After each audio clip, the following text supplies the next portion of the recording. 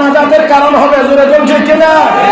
এই মহব্বত থাকলে নাজাতের ব্যবস্থা হবে, নাজাতের ব্যবস্থা হবে। হাদিস শরীফে আছে একদল জাহান্নামীকে আল্লাহ নিয়ে যাবেন জাহান্নামে, আর একদল জান্নাতীরে ইন্তজার করে রাখবে আলেম উলামা, মাদ্রাসার তালিম ইলম, হাফেজে কোরআন, মসজিদের ইমাম, মুয়াজ্জিন, এরা রাস্তায় দাঁড়ায় থাকবে।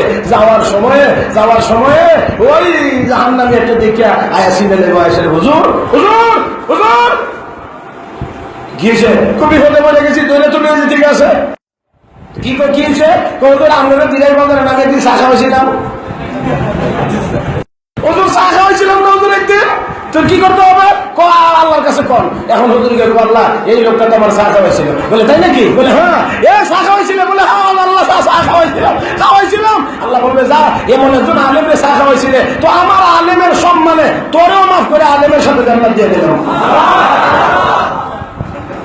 আপনারা, আমি জিজ্ঞেস করি এখানে যারা আছেন কে কি দল করেন আমি জানি না, এটা আমার দরকারও নাই। তবে জান্নাতে যাওয়ার দরকার কার কার নাই?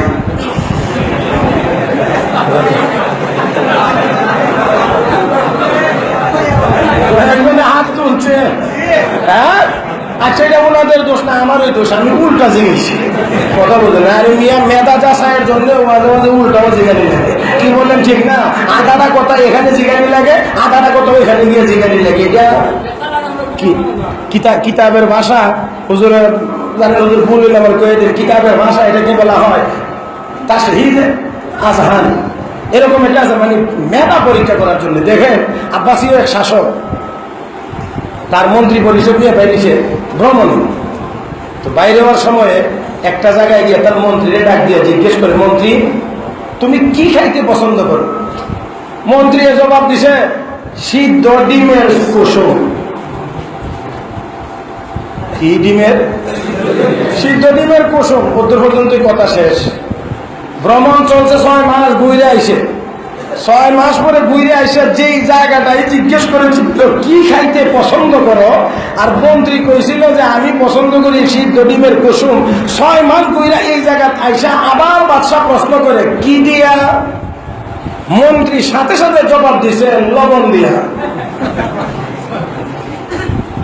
কথাটা মনে হয় বুঝাইতে পারছি। বাড়ি থেকে বের হওয়ার সময় এখানে জিজ্ঞেস করেছিল কি খাইতে পছন্দ করো, তো সিদ্ধ ডিমের কুসুম। 6 মাস ভ্রমণ করে ঘুরে আবার বাসাতে ঢোকার আগে এখানে জিজ্ঞেস করে কি দিয়া? আমি আর আমি এই কথা স্বপ্নে নিয়ে দেখলাম। যেই মাত্র জিজ্ঞেস কি দিয়া, মন্ত্রী কই লবণ দিয়া। আবার দুইটা কথা মিলান। এখন তো এখানে তো 6 মাসের গ্যাপ আছে, গ্যাপটা বাদ দেন না, একসাথে মিলা। এখন কি খাইতে পছন্দ করো? বলে সিদ্ধ ডিমের কুসুম। কি দিয়া? লবণ দিয়া। কিন্তু কি খাইতে পছন্দ করো এটা জিজ্ঞেসে 6 মাস আগে, আর পরে জিজ্ঞেসে কি দিয়া, এটা 6 মাস পরে। কিন্তু যেমন জিজ্ঞাসা করলেওয়ালা জবাব এমন হইতে হলেওয়ালা। কথা বোঝেন না? এখন আমরা অনেক পরিবর্তন।